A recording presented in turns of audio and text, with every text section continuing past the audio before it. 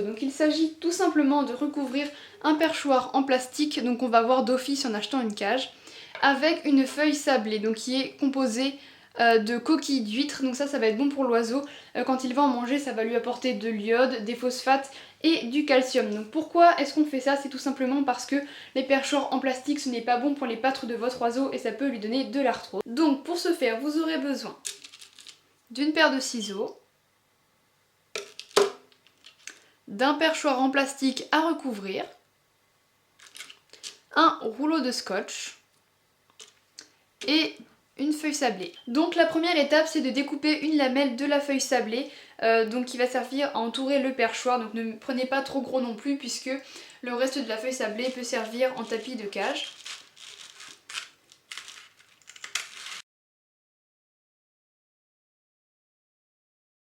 Donc maintenant qu'on a notre lamelle, on va pouvoir commencer à l'enrouler autour du perchoir, mais avant vaut mieux prédécouper des morceaux de scotch. Donc maintenant qu'on a nos morceaux de scotch, on peut commencer à recouvrir le perchoir avec la feuille sablée.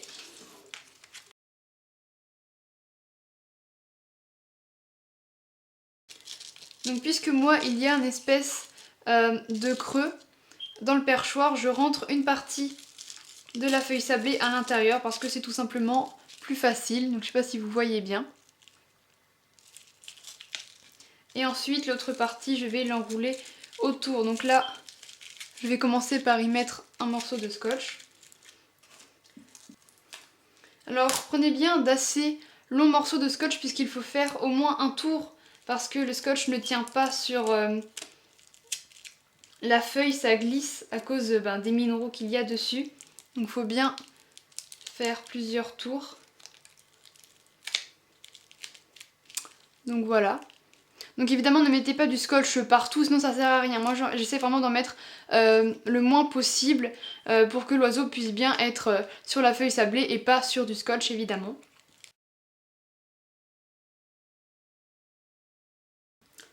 Donc ensuite je vais mettre un deuxième morceau de scotch au milieu.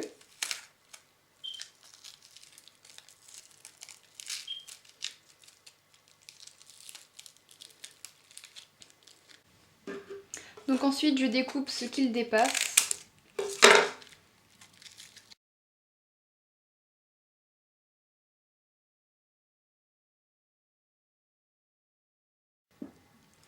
Et je mets au bout le dernier morceau de scotch.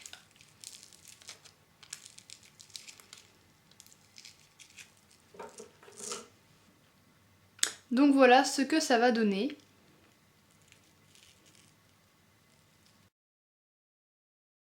Le deuxième tuto, c'est simplement comment faire un perchoir. Donc il suffit de ramasser une branche dans son jardin, donc pas n'importe quelle branche, hein. Renseignez-vous bien avant si on peut les prendre. Donc là, moi c'est une branche d'un arbre fruitier.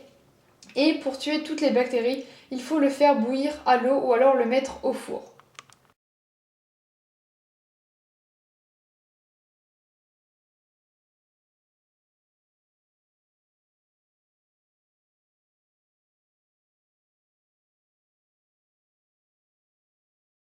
Tu peux lâcher.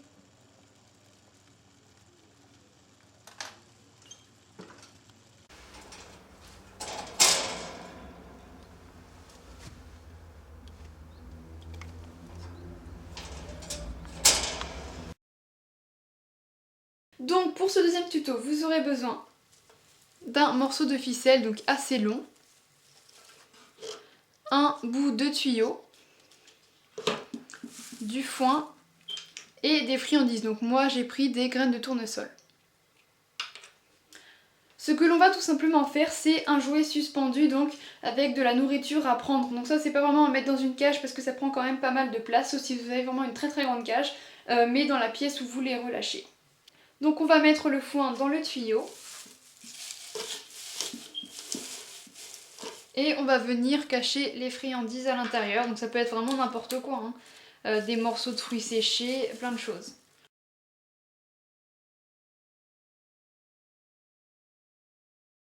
Et on va venir passer le fil dans le tuyau.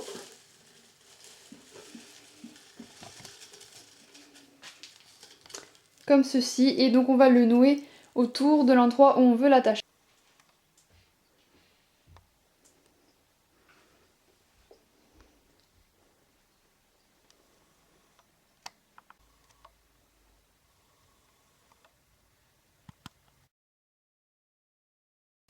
Donc pour ce quatrième et dernier tuto, vous aurez besoin d'une ficelle, de bouchons en liège, de coquilles de noix,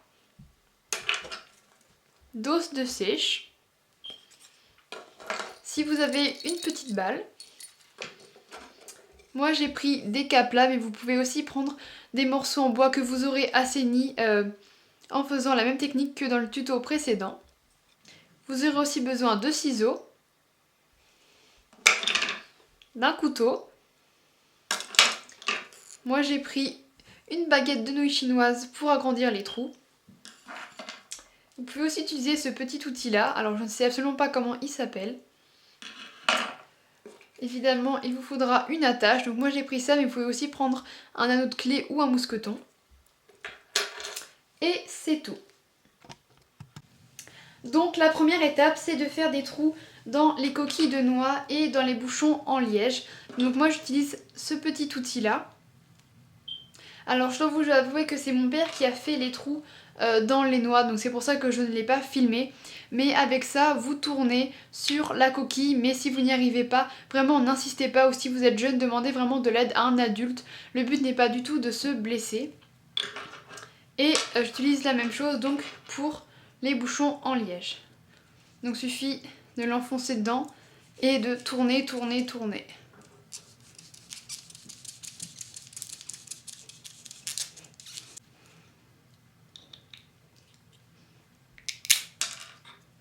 Donc faites d'assez gros trous, enfin pas aussi gros que ça, mais quand même d'assez gros pour que le fil puisse passer. Une fois que tous les trous sont faits, on va venir s'occuper de l'os de sèche. Donc on va le découper en petits morceaux, enfin pas petits mais en plusieurs morceaux, comme ceci. Et on va percer un trou au milieu, donc pour pouvoir le passer également sur le fil.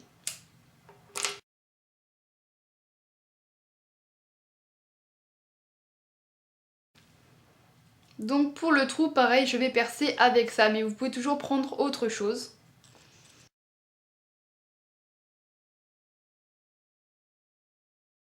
Donc on va commencer par faire la fin du jouet. Donc pour ça, je vais passer le fil dans le trou de la noix.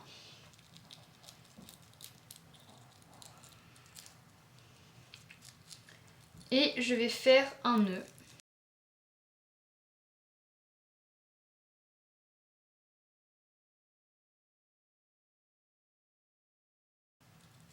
Donc ça va être la fin de notre jouet. Il n'y a plus qu'à enfiler les noix de coco, les bouchons de liège, l'os de seiche, la balle et les caplas ou les morceaux de bois sur le fil.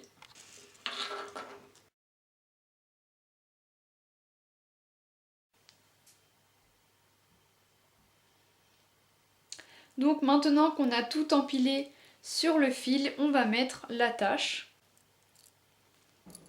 Donc je passe mon attache pareil dedans et je vais faire tout simplement un nœud autour de l'anneau.